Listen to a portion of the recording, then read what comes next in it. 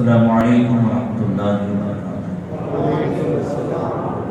الحمد للہ وکفیٰ والصلاة والسلام علی محمد المصطفیٰ وعلی آلہ واصحابہ الذین سعدوا فی معارج الحق والہدی وخلفائہ ساداتنا ابوبکر الصدیق الاکبر وعمر الفاروق الاعظم وعثمان ذی النورین واسد اللہ الغالب علیہ المرتضی وابنه الامام حسن المجتبى وصيبته الامام حسين الشهيد دافع الكرب والبلاء وامهما سيدة النساء فاطمة الزهراء وابنه عبد القادر سيدنا غوث القضاء وسراج امة ابي حنيفة امام ائمة الهدى وامام اهل سنته مجدد الاعظم لدينه وشريعته سيدنا احمد رضا وابن الشيخ المفتي الاعظم مصطفى رضا وابنه سيدي وسندي وذخري الشيخ المفتي اختر الله وجميع اهل السنه وجماعه دائما ابدا ابدا. اما بعد فاعوذ بالله من الشيطان الرجيم. بسم الله الرحمن الرحيم. الذي خلق الموت والحياه ليبلوكم ايكم احسن عملا. صدق الله مولانا العظيم. درود شریف پڑھیں اللہم صلی علی سیدنا مولانا محمد معدن الجود والکرم وآلہ وصحبہ وبارک وسلم. آج مرام چند بزرگان دین کی بارگاہ میں خراج عقیدت پیش کرنے کے لیے حاضر ہوئے، جن میں سے امیر المؤمنین داماد مصطفیٰ پیکر شرم و حیا حضرت سیدنا عثمان غنی سخاوت کی دھنی رضی اللہ تعالی، اور چونکہ آئندہ کل 18 ذی الحجہ ہے جو حضرت عثمان غنی رضی اللہ تعالی عنہ کی شہادت کا دن ہے، اور یہی دن سرکار اعلیٰ حضرت رضی اللہ تعالی عنہ کے پیر و مرشید حضور خاتم الاکابر حضرت سیدنا شاہ رسول احمدی رضی اللہ تعالی عنہ کے بھی اس کا اور وصال کا دن ہے. اور یہی دن صدر الافاضل فخر المماثل حضرت علامہ مولانا سید نعیم الدین مراد آبادی رضی اللہ تعالیٰ عنہ کنز الایمان میں سائڈ میں جن کا حاشیہ ہے خزائن العرفان، ان کا بھی دن آئندہ کل ہی ہے. اور ساتھ ہی میں 15 ذی الحجہ بیداری قدری خلیفہ حضرت مفتی عالمین مفتی اعظم مہاراشٹر حضرت حضور اشرف الفقہاء مفتی مجیب اشرف صاحب رحمۃ اللہ تعالی علیہ ان تمام کی بارگاہ میں خراج عقیدت پیش کرنے کے لیے حاضر ہوئے. مولا کریم ہم سب کی حاضری کو قبول فرمائے، اس محفل کو ہم سب کے لیے دنیا و آخرت میں ذریعہ نجات بنائے، ان تمام بزرگان دین کی فیوز و برکات سے مالا مال فرمائے، ان کی بتائے ہوئے چلے ہوئے راستے پر چل کر زندگی گزارنے کی توفیق عطا فرمائے. شاعر نے دو شعر کہے ہیں، اسی سے گفتگو کا آغاز کرتا ہوں کہ سرزمین عشق لالا زاں قربانی سے.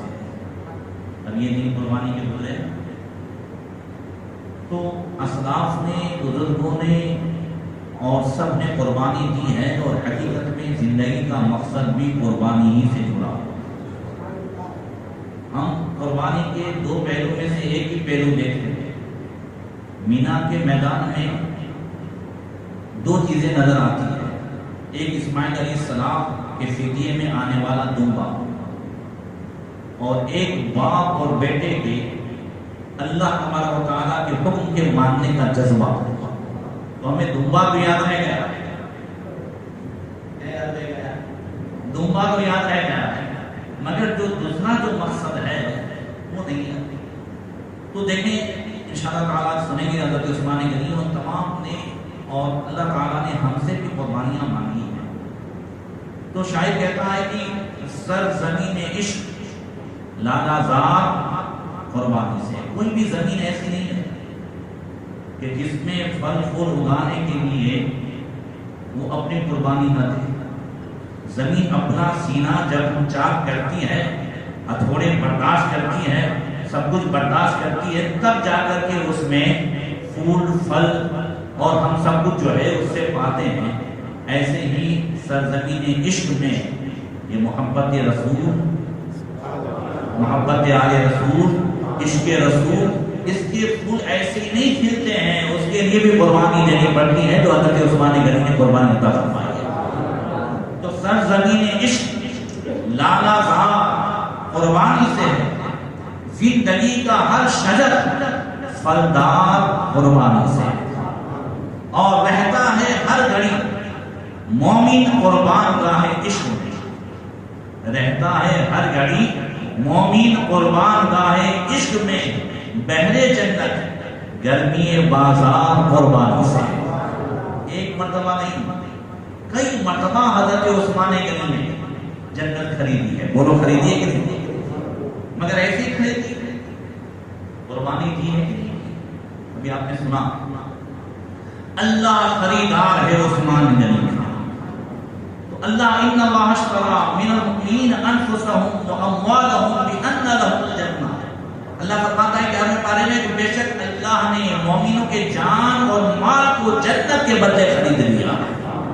تو اللہ خریدار ہے عثمان غنی کا، اللہ حضرت عثمان غنی کا بھی خریدار ہے، اللہ ہمارا بھی خریدار ہے، اللہ ہر مومن کا خریدار ہے۔ جو بھی اللہ کی راہ میں جان مال سے قربانی پیش کرے، اللہ ہر اسی کا خریدار ہے، اور اللہ نے اپنے محبوب صلی اللہ علیہ وسلم سے مومنوں کے جان اور مال کو خریدا ہے، اس کے بدلے جنت عطا فرمائی ہے۔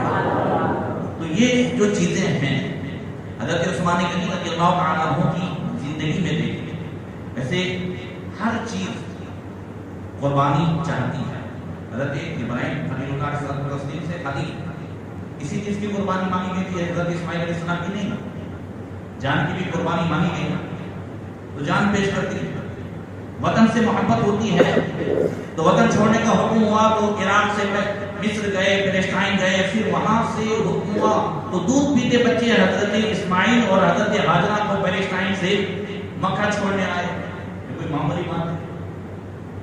ہم جہاں پر صحیح سے ہوٹل نہ ہو وہاں جاتے نہیں،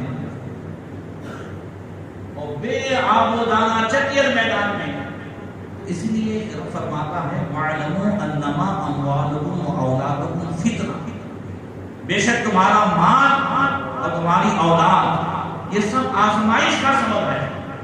اس لیے خالی اشارہ دیتا ہوں کہ حضرت ابراہیم جب فلسطین میں گئے تھے تو کتنا مال تھا؟ 5000 بکریاں تھیں۔ کتنی تھی؟ زمین جائیداد اور بکریوں کی رکھوالی کے لیے جو کتے تھے نا، اس کے گلے میں بھی سونے کے توق تھے۔ تو فرشتوں نے کہا مولا ابراہیم تیرا خلیل، انہوں نے کہا وَاتَّخَذَ اللَّهُ إِبْرَاهِيمَ خَلِيلًا، اللہ نے ابراہیم کو دوست بنایا، اور تیرا دوست مال میں ہے، بات سمجھ میں نہیں آتی تو اللہ نے کیا فرمایا؟ ابراہیم مال میں ہے، مال ابراہیم میں نہیں ہے، مال ابراہیم میں مولانا کیسے پتا چلے؟ ہم تو دیکھتے ہیں کہ ابراہیم مال میں ہے، جا کے آزماؤ۔ تو انسانی شکل و صورت میں فرشتہ آیا، اور جو تراویح کی تسبیح ہے نا ہم پڑھتے ہیں سبحان الملک القدوس سبحان ذی الملک والملکوت سبحان، وہی تسبیح پڑھی۔ اب ایک خالی مثال سمجھانے کے لیے دیتا ہوں، مسجد میں بیٹھ کر کے اللہ اللہ کرنا اور سننا یہ آسان ہے، اور کھیت میں فصل کاٹتے ہیں یا دکان پہ بیٹھے ہیں یا کسی کام کاج میں لگے ہیں، اور وہاں آ کر کے اگر ہم حدیث سنا ہے تو آپ کہیں گے نا کہ حضرت کو یہ بھی خبر نہیں پڑتی ہے کہ کہاں سنانا چاہیے اور کہاں سنانا نہیں چاہیے، صحیح۔ مگر حضرت ابراہیم کہاں ہیں؟ 5000 بکری میں، اور فرشتہ آ کر کے کیا سنا رہا ہے؟ رب کی حمد و ثنا تسبیح طرف گئے، جس سے محبت ہوتی ہے۔ آدمی کہیں بھی ہو، اگر ہم لندن چلے جائیں، مدینے چلے جائیں، کہیں بھی جائیں، اور پتہ چلے کہ کوئی رتن پور کہاں ہے، تو آدمی اس سے ملنے کے لیے وہ کرے گا، صحیح ہے۔ میں بھی 2017 میں تھا، رتن پور سے جو بچہ آئے تھے ان سے ملنے کے لیے گیا، تو آپ یہ ہوتا ہے کہ ہمارے وطن کا ہے، تو جس سے محبت ہوتی ہے فوراً اس کی طرف توجہ ہوتی ہے، اور اگر دوسرے کسی وطن کے ہوں اور ہم اس کے نہیں ہیں اس کی طرف توجہ ہوتے نہیں۔ اب اللہ سے پیار ہے، حضرت ابراہیم خلیل کا دعویٰ ہے، رب بھی فرماتا ہے میرا خلیل ہے، اب مال میں ہے اور اللہ کی حمد و ثنا و تسبیح سنی ہے، تڑپ گئے، کہنے لگے وہ میرے رب کی حمد و ثنا سنانے والے ایک مرتبہ اور سنا دیں۔ تو فرشتہ جو انسانی شکل و صورت میں آتا کہتا ہے ایسی نہیں، فری میں نہیں، 32% بکریاں دینی پڑیں گی، لے دے اور سنا دے. پھر سنایا، پھر وجہ میں آئے، پھر کہا کہ ایک مرتبہ اور سنا دے گا، فری میں نہیں، یہ آدھی بکریاں دینی پڑیں گی. آپ کو تو بار بار کہنا پڑتا ہے، وہ بھی سبحان اللہ کے قدوس سے کہہ رہے تھے، اگر وہ کہنے کے لیے بھی آپ کو بار بار یوں کرنا پڑتا ہے، مگر وہ تڑپ جاتے تھے. پھر کہا کہ ایک مرتبہ اور سنا دے گا، کل بکریاں سارا مال جتنا ہے سب دینا پڑے گا، اس کا سب لے دے. اگر ایک مرتبہ اور سنا دے، جب سنائے تو فرشتہ کہنے لگا، اے اللہ ہم مان گئے کہ ابراہیم مال میں ہے، مال ابراہیم میں نہیں ہے. تو مال میں ہونا برا نہیں ہے، مال ہم میں آ جائے، کیا ہے؟ مال ہم میں آ جائے. مال جب دل میں آ جائے تو پھر پیسہ آئے جائے جیسا آئے. صحیح. تو حضرت عثمان غنی بھی مال میں تھے، امام اعظم بھی مال میں تھے، غوث پاک بھی مال میں تھے. یہ سب وہ حضرات ہیں جو بڑے مالدار ہوئے. حضرت عثمان غنی رضی اللہ عنہ کم معمولی مالدار تھے، بڑا کاروبار تھا. مگر حضرت عثمان کا مال کس کے لیے تھا؟ میں نے بڑا مشہور واقعہ بار بار سنایا ہے. ایک آدمی حضور کی بارگاہ میں گیا، وہ کہنے لگا، یا رسول اللہ غریب ہوں، بچی کی شادی کرنی ہے، تو کچھ آپ عطا فرمائیں. سرکار کی عادت تھی اپنے پاس ہوتا تو عطا فرماتے، ورنہ اپنے صحابہ میں سے کسی کے ساتھ کر دیتے کہ جاؤ وہاں سے لے. اب یہ بھی حضوری کا دینا ہے، اسی لیے حضرت جابر کہتے ہیں، معصومین رسول اللہ صلی اللہ علیہ وسلم شیخ قطر فقال اللہ، حضور سے جب کسی صحابی نے مانگا ہو یا کسی سائل نے مانگا ہو، حضور نے فرمایا ہو نہیں ہے، ایسا ہوا ہی نہیں ہے. وہاں کیا جھوٹ و کرم شاہ بتا تیرا، نہیں سنتا ہی نہیں مانگنے والا تیرا. حضور نے فرمایا کہ جاؤ حضرت عثمان غنی سے کہو وہ تمہیں شادی کا خرچہ دے دیں گے. اب وہ جب بندہ گیا تو پوزیشن یہ تھی کہ حضرت عثمان غنی اپنے غلام کو ڈانٹ رہے تھے کہ تو نے دال میں نمک زیادہ کر دیا ہے، اگر یہ کم ہوتا تو دوسرے ٹائم کام نہ آتا. تو یہ سوچنے لگا، یا اللہ دال کے یہ نمک کی کنکریوں پہ حساب ہوتا ہے تو مجھے شادی کا خرچہ کہاں سے ملے گا. وہ واپس چلے گئے، حضور کی بارگاہ میں پہنچے. حضور نے فرمایا گئے نہیں، کیا سنا گیا تو تھا مگر ہمت نہیں ہوتا. اب پھر جاؤ، پھر گئے. پھر حضرت عثمان غنی غلام کو ڈانٹ رہے، تو نے چراغ میں بتی موٹی کر دی، کوئی زیادہ اس میں تیل زیادہ چلا گیا، اگر کم ہوتی تو تیل کم جلتا، دوسرے کہیں کام آتا. اتنا حساب ہوتا. پھر وہ چلے گئے. پھر سرکار کی بارگاہ میں حضور نے فرمایا گئے نہیں، رسول اللہ جاتا ہوں، ہمت نہیں ہوتی. کہتا نبی نے فرمایا جاؤ اب بھی بیٹھے ملیں گے، اب بھی بیٹھے ملیں گے. اب گئے تو حضرت عثمان غنی بیٹھے ہوئے تھے، ان کو دیکھ کے فرمایا تم آتے ہو کچھ نہیں کہتے چلے جاتے ہو، کیا معاملہ ہے؟ تو انہوں نے کہا مجھے اللہ کے رسول نے بھیجا. بس اتنا سننا تھا. حضرت عثمان غنی کھڑے ہو گئے اور فرمایا کیا بات ہے؟ رسول اللہ صلی اللہ علیہ وسلم نے فرمایا کہ مجھے ایک بچے کی شادی کا خرچہ چاہیے، تو حضور نے آپ کے پاس بھیجا. انہوں نے ہاتھ پکڑا اور خزانے کی طرف لے گئے. اور کیا چاہیے؟ درہم چاہیے، دینار چاہیے، کپڑے چاہیے، اناج غلہ، جو چاہیے وہ دے لو. اب وہ آدمی سوچ رہا ہے تو حضرت عثمان غنی فراست ایمانی سے سمجھ گئے. تو فرمایا مجھے نمک کی کنکری پہ ڈانٹنا یاد آ رہا ہے، تجھے وہ بتی جو ہے موٹی بتی کے پر ڈانٹنا یاد آتا ہے. ہاں بس سن لے، میں اور میرا مال اس کے مالک ہیں جناب محمد رسول اللہ. تو میں اپنے لیے استعمال کرنا اتنا ہی جائز سمجھتا ہوں جتنی ضرورت ہو. تو تمہیں تو مالک نے بھیجا ہے، لہذا جتنا چاہے دے دو، اس میں کوئی پابندی نہیں ہے. جو مومن اپنے جان اور مال کو اللہ کے رسول کو مالک سمجھے، جان اور مال کا سمجھ لو، ایمان کی مٹھاس نہیں پاتا. حضرت عثمان غنی رضی اللہ عنہ ایک بات اور بتاتا ہوں کہ زیادہ ہو تب خرچ کیا جائے تو کوئی بات نہیں، وہ تو ہر آدمی کرتا، مگر نہ ہونے خرچ کیا جائے کیا ہو. اللہ تعالیٰ نے چوتھے پارے میں جنت کے تعلق سے فرمایا اعدت للمتقین، جنت پرہیزگاروں کے لیے. کون ہے پرہیزگار؟ فرمایا الذین ينفقون فی السراء والضراء، جو اللہ کی راہ میں خرچ کرتے ہیں، کب؟ خوشحالی میں اور تنگ دستی میں، تنگی میں بھی خرچ کریں. اب اس غزوے کا نام ہی ہے جیش العسرہ، تنگی کا غزوہ. اللہ کے رسول صلی اللہ علیہ وسلم نے سن ہجری 9 میں جب غزوہ تبوک کے لیے جانا ہوا اور حضور مسجد نبی شریف میں صحابہ کرام کو قرآن رہے تھے. ایک طرف کی فصلیں تیار تھیں. دیکھو جب فصلیں تیار ہوں تب گھر خالی ہوتے ہیں پیسوں سے. فصل کٹے اس کے بعد پیسے آتے ہیں. سیزن سے پہلے تو بس تھوڑا ہی رہ جاتا ہے. اور ایک تو یہ تھا کہ فصلیں تیار تھیں, جانے کو بھی دل نہیں کر رہا تھا. اور دوسری بات یہ ہے کہ گھر بھی سب خالی تھے, کچھ بھی نہیں تھا. اس کا نام ہی جیش العسرہ, تنگی کا جو ہے وہ غزوہ, تنگی کا لشکر. اب حکم ہوا اللہ کا احسان کہ سب کو جاننا فرض ہے. کیا ہے؟ سب کو جانا فرض ہے. دوسرے جتنے غزوے ہوئے اس میں جانا فرض نہیں تھا. اب یہاں ایک تو یہ امتحان کہ فصلیں تیار ہیں, سیزن ہے اور جانا فرض ہے. اور اس میں اللہ کے رسول صلی اللہ علیہ وسلم نے صحابہ کرام کو بات کون ہے؟ جتنے بھی جو ہے صحابہ ہیں, جتنے بھی مجاہدین ہیں, سب کے پاس گھوڑے نہیں ہیں, سب کے پاس ہتھیار نہیں ہیں. کون ہے مجاہدین کی مدد کرے؟ کون ہے ان کے لیے ساز و سامان؟ اس لیے کہ سیریا جانا تھا. کہاں جانا تھا؟ تو اتنا بڑا جو ہے وہ سفر ہے, تو کون ہے جو اس میں مدد کرے؟ حضرت سیدنا عبد الرحمن بن خباب رضی اللہ عنہ کہتے ہیں کہ شہید النبی صلی اللہ علیہ وسلم میں حضور کی بارگاہ میں حاضر ہوا, وہ یحض علی الجیش فی العسرہ.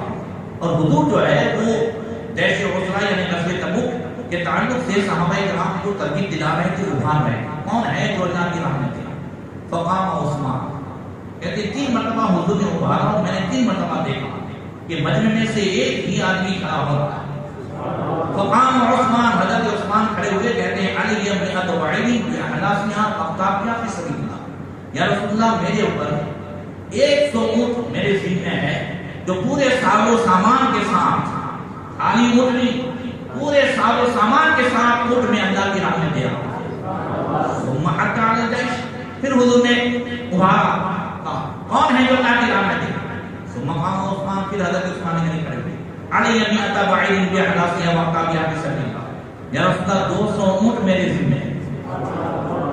پھر حضور نے ثم حق علی الجیش. پھر کسی مرتبہ ابھارا, پھر کھڑے ہوئے, کہتے ہیں یا رسول اللہ, علی 300 بعیر بحلاسیہ اقطابیہ فی سبیل اللہ. 300 اونٹ میں اپنے ذمہ لیتا ہوں. اب ایک اونٹ سمجھو کہ آپ جس طریقے سے مہنگی بائک کی جو قیمت ہے نا, خالی اونٹ کی اتنی قیمت تھی اس زمانے, اور پھر 300 اونٹ, پھر بھی احلاسیہ اقطابیہ, تینوں میں یہی جملہ لگا ہوا ہے, پورے ساز و سامان کے ساتھ میں اللہ کی راہ میں دیتا ہوں. تو کہتے ہیں رأیت النبی صلی اللہ علیہ وسلم وهو ينفر عن المنبر وهو يقول ما عمل عثمان ما عمل بعد هذه, ما عمل عثمان ما عمل بعد هذه. اب حضور منبر سے اتر رہے تھے مسکراتے ہوئے, حضور فرماتے ہیں آج کے بعد عثمان کچھ بھی کرے نا اس کی پکڑ نہیں ہوگی, آج کے بعد عثمان کچھ بھی کرے نا اس کی پکڑ نہیں ہوگی. رسول کہہ تو دیجیے, سوچئے تو صحیح, کتنی بڑی سند ملی ہے, وہ بھی مالک جنت کے زبان سے, اور اس زبان سے کہ آقا اگر فرماتے یہ حلال تو حرام, یہ حرام تو حرام, یہ فرض تو فرض. اگر حضور فرماتے کہ ہر سال ہر فرض, تو ہر سال واجب ہو جاتا, ہر سال فرض ہو جاتا. تو یہ حضور جو ہے وہ جو شریعت اور طریقت جو ہر چیز کے مالک ہیں, وہ کہہ رہے ہیں کہ عثمان آج کے بعد کچھ بھی کرے کوئی پکڑ نہیں. اگر یہ سند اپنے کو ملے تو ملی دے, مگر پھر بھی ہم جو ہے جنتی عمل ہے. ایک اور حدیث سناتا ہوں, کیا کیا دعائیں دنیا اللہ کے رسول صلی اللہ علیہ وسلم نے. حضرت مسعود انصاری رضی اللہ عنہ کہتے ہیں, بڑی پیاری حدیث, میری بھی نظر پرسوں اچانک پڑی تھی اس حدیث پر. کہتے ہیں کننا فی غزوۃ النبی صلی اللہ علیہ وسلم وَأَصَابَ النَّاسَ جُهْدًا. ہم لوگ حضور کے ساتھ ایک غزوے میں تھے, ایک جنگ میں تھے, اور صحابہ کرام کو سخت بھوک و پیاس کی مصیبت نے آ لیا. پورے لشکر میں کچھ نہیں, پورے لشکر میں اب صحابہ کرام بھوک سے چہرے پیلے ہو رہے ہیں, غم سے پریشان ہیں. تو کہتے ہیں حضرت ابو مسعود انصاری کہ حتی رأیت القابۃ فی وجوہ المسلمین والفرح فی وجوہ المنافقین.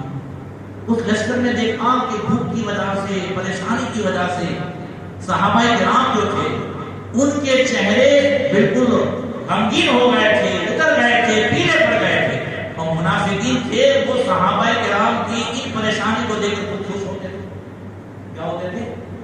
حتی رأیت النبی صلی اللہ علیہ وسلم، یہاں تک کہ یہ بات حضور نے دیکھ لی کہ صحابہ اتنے پریشان ہیں، غمگین ہیں، منافقین خوش ہیں.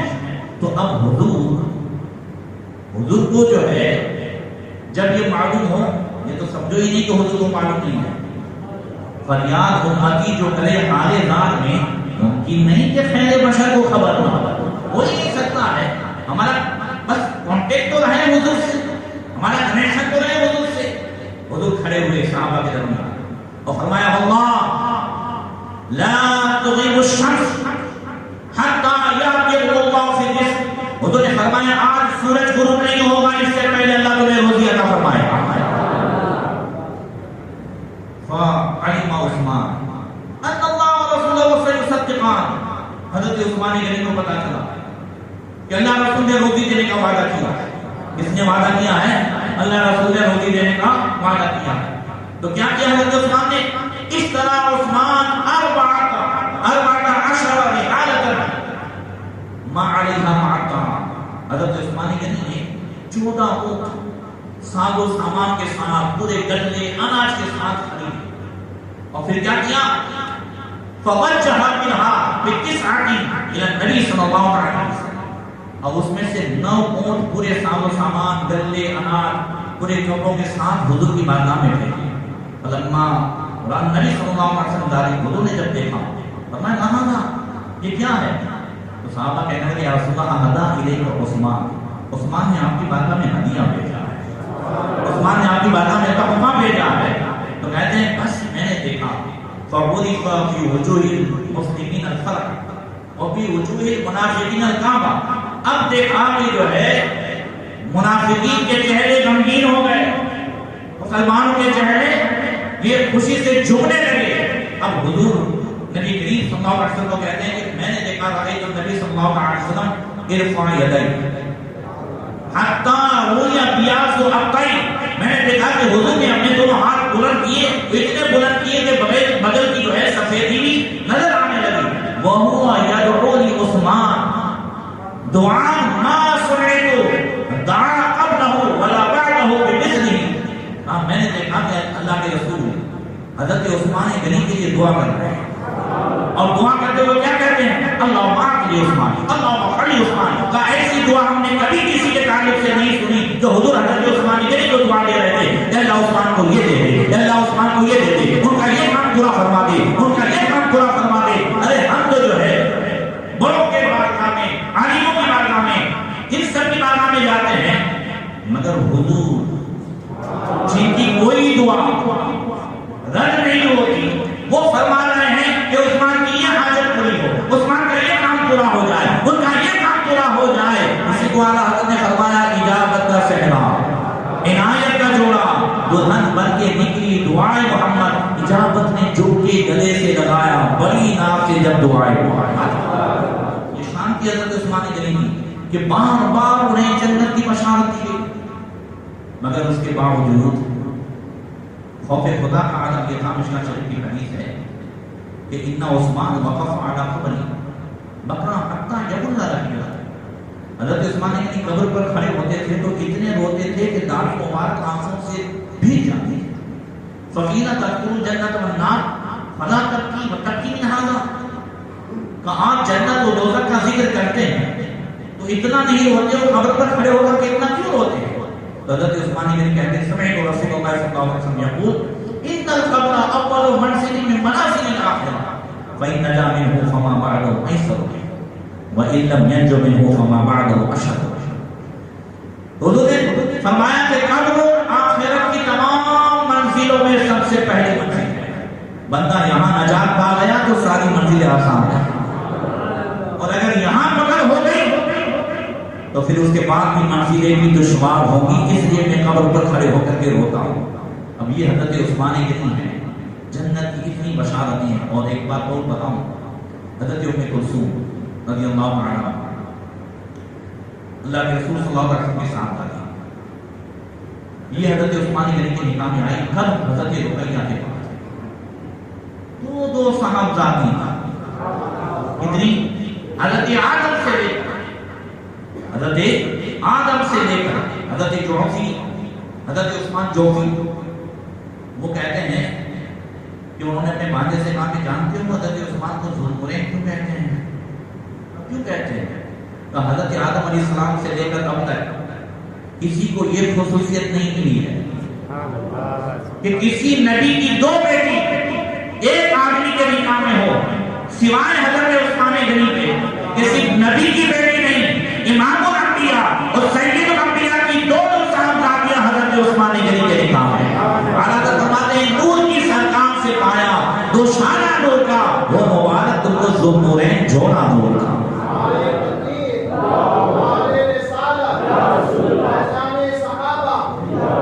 تو حضرت عثمان غنی رضی اللہ تعالیٰ عنہ جب حضرت ام کلثوم کا بھی وصال ہوا، یاد آ گئی بات تو کہہ رہا ہوں، جب حضرت ام کلثوم کا وصال ہوا تو آپ کریم صلی اللہ علیہ وسلم قبر پر کھڑے ہوئے اور کیا فرماتے ہیں؟ معلوم ہے صحابہ سے حضرت عثمان غنی کی ہے، فرماتے ہیں زوجونی عثمان لو كانت لي ثالثة فزوجته وما زوجته الا بالوحي من الله. کہے لوگوں اپنی بیٹی عثمان کے نکاح میں دو. قسم خدا کی اگر میرے پاس تیسری بیٹی ہوتی، اور ایک حدیث میں ولو كانت 10، اگر 10 بیٹیاں بھی ہوتی تو بھی یہ کے بات نہیں کرے. میں عثمان غنی کے نکاح میں دیکھا اور میں نے عثمان غنی کے نکاح میں اپنی بیٹیوں کو نہیں دیا ہے مگر اللہ کے حکم سے دیا. تو حضرت عثمان غنی رضی اللہ تعالیٰ عنہ کی اہلیہ محترمہ حضرت ام کلثوم حضور کی صاحبزادی ایک مرتبہ حضور کی بارگاہ میں آئی اور بیٹھے ہوئے تھے تو کہتی ہیں حضرت ام کلثوم، سننے جیسی بات ہے، فرماتی ہیں یا رسول اللہ زوج فاطمہ خیر من زوجی، فاطمہ کے شوہر میرے شوہر سے کم افضل ہیں،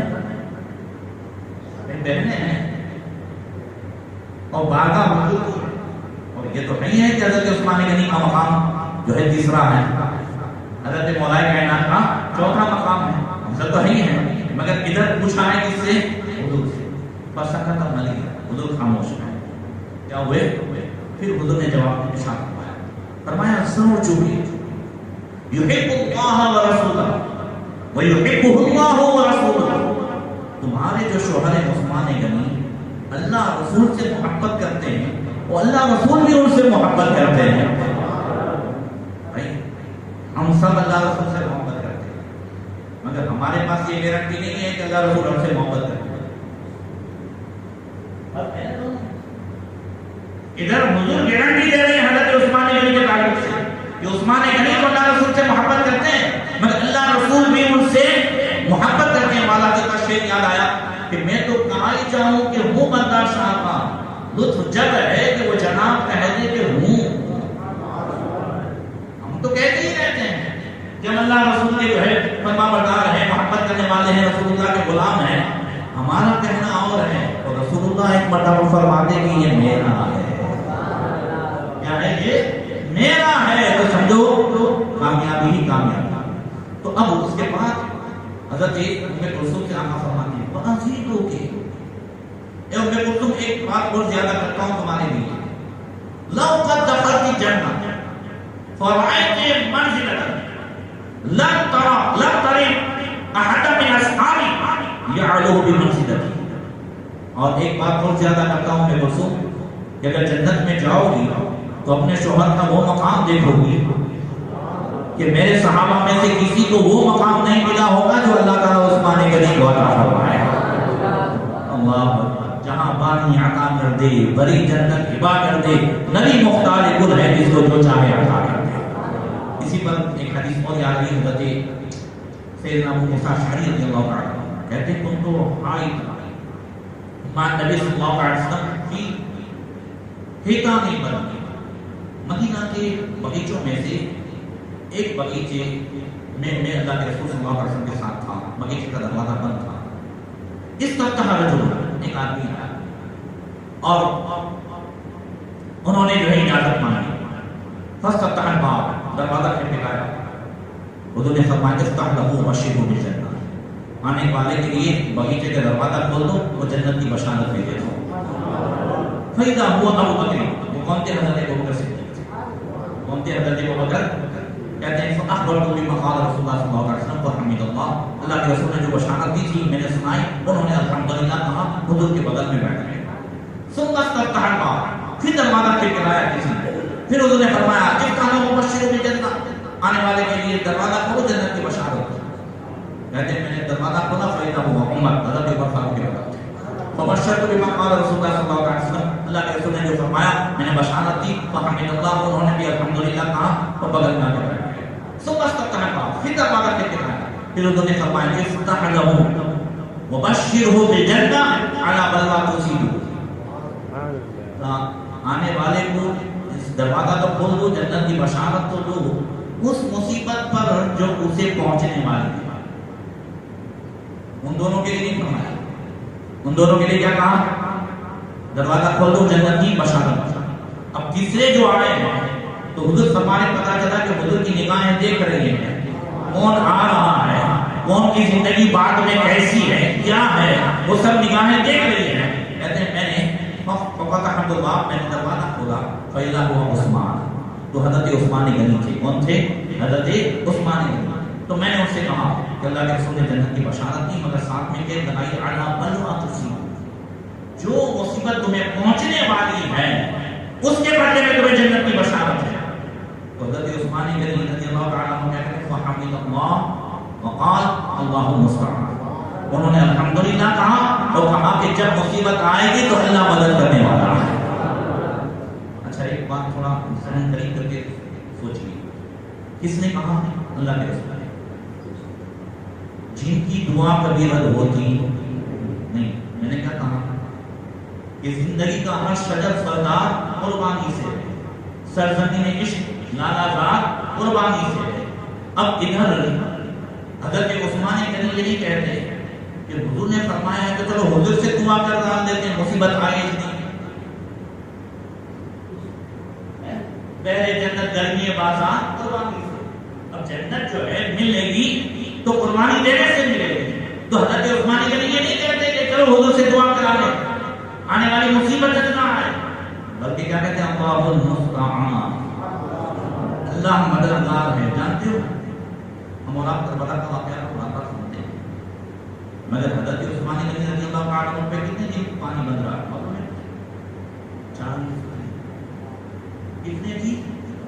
40 دن تک پانی بند کیا گیا تھا، پورے گھر کا گھیراؤ کیا ہوا تھا۔ بڑا واقعہ ہے مگر میں تفصیل انشاءاللہ آپ کو بتاؤں گا، ٹائم کم ہے۔ اور بڑا اچھا ماحول چل رہا تھا 6 سال کی خلافت کے زمانے میں، اور بعد میں عبداللہ بن سبا یہودی مسلمان بنا اور مسلمانوں میں اس نے افراتفری کی، حضرت عثمان غنی کے گورنروں کے خلاف سب کو بھڑکایا، خصوصاً مصر کے گورنروں کے خلاف، اور پھر حضرت عثمان غنی نے سب کو بلایا جس کو بھی شکایت وہ آ جائے، مگر پھر کوئی نہیں آیا۔ بعد میں سب نے بہت ایک جگہ کے گورنر بدل دیا جائے، تو آپ نے فرمایا ٹھیک ہے تمہیں اپنے سے چن لو، گورنر چن لیا گیا، مگر بعد میں مروان نے شرارت کی، اس شرارت کی وجہ سے وہی مصر والے آ کر کے حضرت عثمان غنی کے گھر کا گھیراؤ کر لیتے ہیں، اور پانی بھی بند، نکلنا بھی بند، یہاں تک کہ حضرت ام المؤمنین عائشہ صدیقہ رضی اللہ تعالیٰ عنہ کہتی ہیں کہ ہم لوگ گئے حضرت عثمان غنی رضی اللہ تعالیٰ عنہ کی بات کہنے اللہ نقاتل، اور وہ بھی پوری حدیث یہ ہے، حضرت عائشہ صدیقہ فرماتی ہیں ایک دن نبی کریم صلی اللہ علیہ وسلم نے فرمایا ادعو الیہ بعض اصحابی، میرے کسی صحابی کو میرے پاس بلاؤ، قلت ابو بکر، میں نے کہا ابو بکر کو بلاؤ، حضور نے فرمایا نہیں، کہا عمر کو کہا نہیں، کہا علی کو کہا نہیں، میں نے کہا عثمان کو، ہاں عثمان کو۔ فلما جاء عثمان، جب حضرت عثمان آئے تو حضور نے فرمایا تھا نا حاضر عائشہ، عائشہ سائڈ میں ہو جاؤ، حضرت نے عائشہ سائڈ میں ہو گئے، کہتے ہیں فجعل یصافه ولون عثمان یتغیر، حضور حضرت عثمان غنی کے کان میں کچھ کہہ رہے تھے اور حضرت عثمان غنی کا رنگ بدل رہا تھا، چہرے کا رنگ بدل رہا تھا۔ اس کے بعد حضرت عثمان غنی چلے گئے، کہتے ہیں حتی کان یوم الدار، یہاں تک کہ وہ دن آ گئے تو حضرت عثمان غنی کو نظر بند کر دیا گیا، کیا کر دیا گیا؟ ان کے گھر میں ہی، مسجد نبوی شریف میں بھی نہیں آنے دیتے پانی بھی نہیں جانے دیتے تھے. کہتے اس دن حضرت عائشہ صدیقہ کہتی ہیں ہم نے کہا جا کر کے اللہ تقاتل آپ ہمیں جنگ کا حکم کیوں نہیں کر دیتے؟ یہ آپ کے غلام بھی سب تیار ہو گیا ہے. آپ حکم دیا ہم نے سب کو جتنے بھی ہیں اس والے سب کو برابر کر دیں. اب جن کے پاس پوری فوج ہو، جن کے پاس لشکر ہو، جو امیر المومنین ہو، جو مدینے سے لشکر جو ہے آذربائیجان بھی بھیج سکتا ہو، جو مدینے سے لشکر ایران بھی بھیج سکتا ہو. اب یہاں مدینے میں مانگ ہو رہی ہے مگر آذربائیجان ایران یہ دشمن خدا و رسول سے لڑنا ہے. یہاں آپس کا مسئلہ، اس کا مسئلہ ہے آپس کا مسئلہ ہے. تو حضرت عثمان غنی حضرت عائشہ صدیقہ فرماتی ہیں حضرت عثمان غنی نے کیا کہا؟ ان رسول اللہ صلی اللہ علیہ وسلم عہد الیک عہدا وانا صابر علی نفسی. حضور نے مجھ سے عہد لیا ہے کہ میں اپنوں کا خون نہ بہاؤں، میں صبر کروں گا مگر اپنوں کا خون بہاؤں گا کیونکہ یہ بھی جو ہیں وہ مسلمان ہی ہیں، بس انہیں غلط فہمی ہو گئی ہے. اب اس کے بعد جو ہے حضرت عبداللہ ابن سلام، لیکن حضور کسی سے بے خبر ہوتے ہیں. حضرت عبداللہ ابن سلام کہتے ہیں حضرت عثمان غنی رضی اللہ تعالیٰ عنہ کا ان کی جو شہادت ہوئی اس سے پہلے میں پہنچا اگلے تو دیکھا کہ حضرت عثمان غنی روزے سے تھے. میں نے کہا بڑی پریشانی ہے، آپ کہیں تو ہم یہ کرتے ہیں اور کسی بھی صورت میں پانی پہنچاتے ہیں ہم یہ کریں. آپ نے فرمایا اس کی ضرورت نہیں ہے. ابھی گزشتہ رات میں نے دیکھا کہ حضور میرے اس روشن دان میں تشریف لائے. ذرا زور سے کہہ دو اللہ پاک فرماتے ہیں کہ یہ خواب کی بات نہیں ہے کہ حضور اس روشن دان میں تشریف لائے اور فرمایا عثمان بڑے پیاسے ہوئے ہو. کہا یا رسول اللہ پیاس تو آج بہت لگی ہے. تو حضور نے ڈول عطا فرمایا اس میں سے پی لو. کہا میں نے اس میں سے پیا ایسا پانی جو اس سے پہلے کبھی نہیں پیا تھا. پھر حضور نے فرمایا لو شئت نصرت ولو شئت افطرت عند ربک. عثمان اگر چاہو تو ہم تمہاری مدد کریں اور چاہو تو کل شام جو ہے ہمارے پاس افطار کرو. تو میں نے کہا یا رسول اللہ مجھے افطار آپ کے پاس کرنا ہے، مجھے افطار یہاں آپ کے پاس کرنا ہے. اور اسی دن جو ہے حضرت عثمان غنی رضی اللہ تعالیٰ عنہ کی 18 ذی الحجہ کو شہادت ہوئی. بلوائی حضرت امام حسن امام حسین ان دونوں کو حضرت مولا کائنات نے عثمان غنی کے دروازے پر رکھا تھا پہلا دینے کے لیے کہ کوئی بھی دشمن اندر نہ جانے پائے. مگر وہ دوسرے مقام کی چھت کود کر کے اندر چلے گئے. ایک نے حضرت ابو قلابہ رضی اللہ تعالیٰ عنہ کہتے ہیں کہ سیریا میں گیا تو میں نے آواز سنی کہ کہیں سے آواز آ رہی ہے ہائے افسوس میرے لیے جہنم ہے، ہائے افسوس میرے لیے جہنم ہے.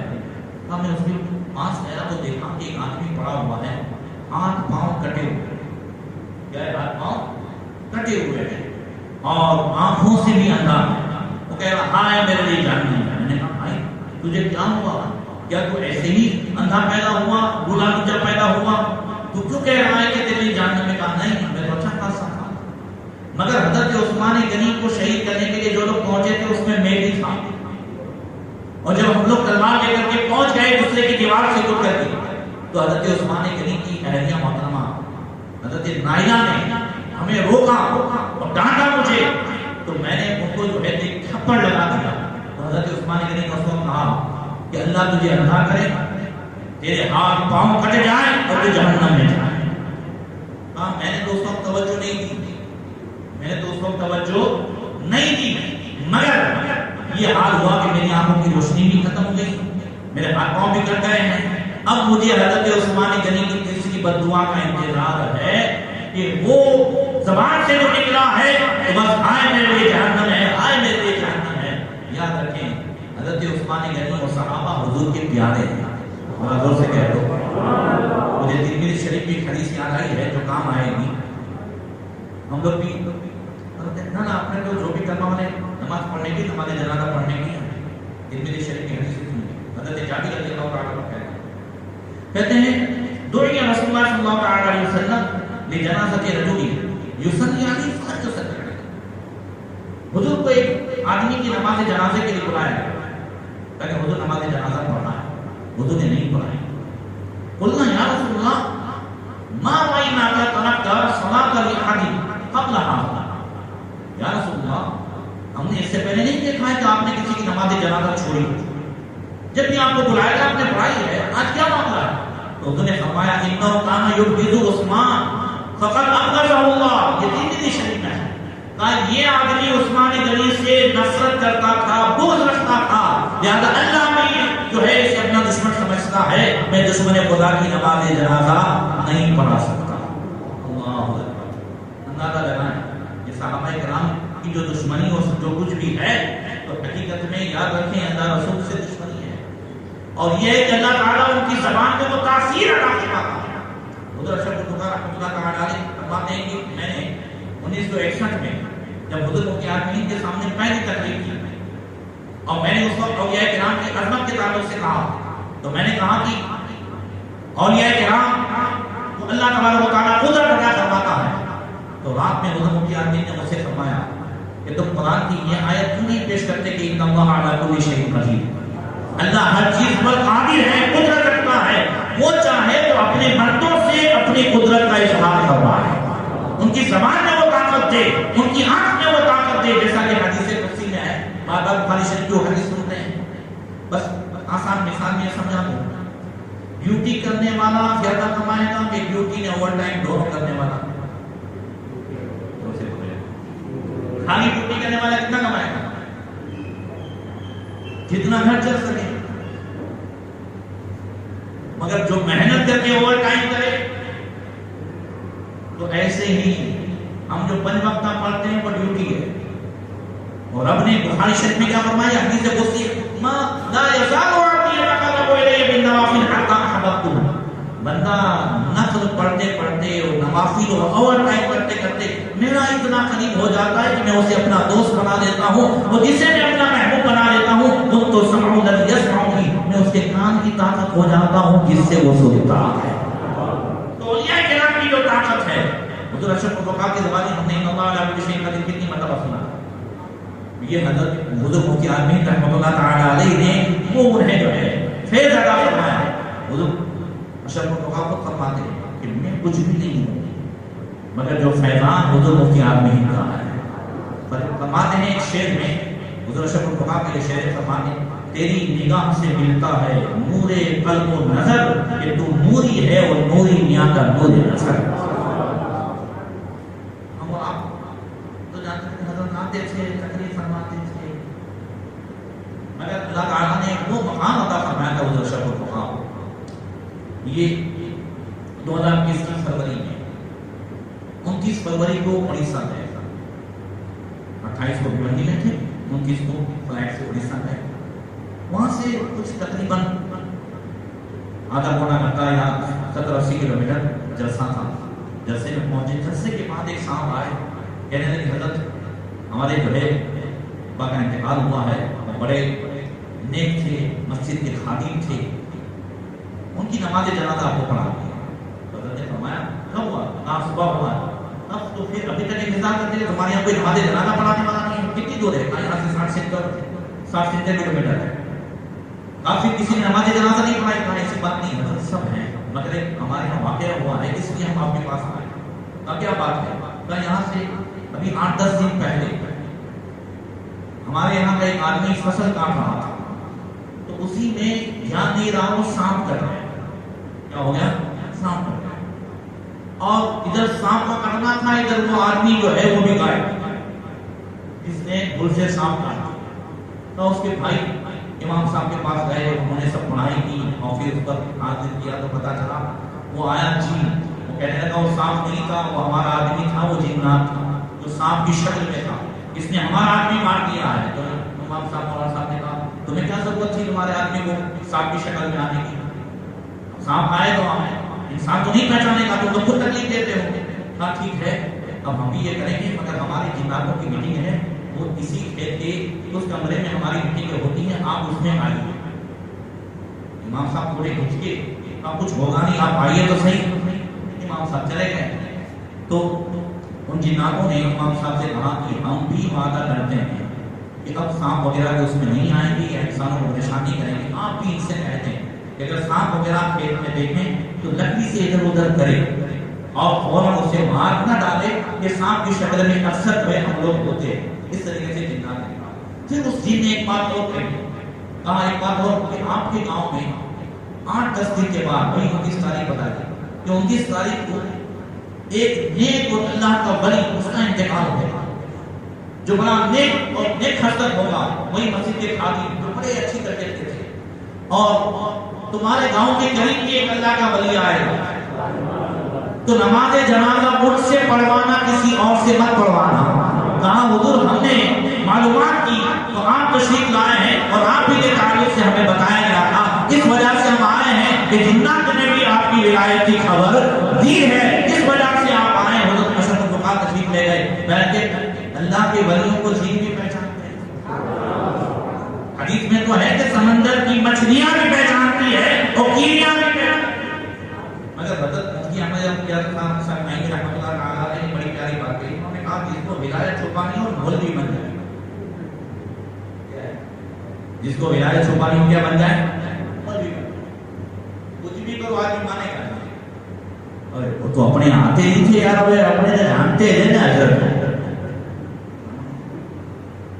انتقالوں نے بعد میں تو اپنے حضرت کو پہچانے نہیں دی۔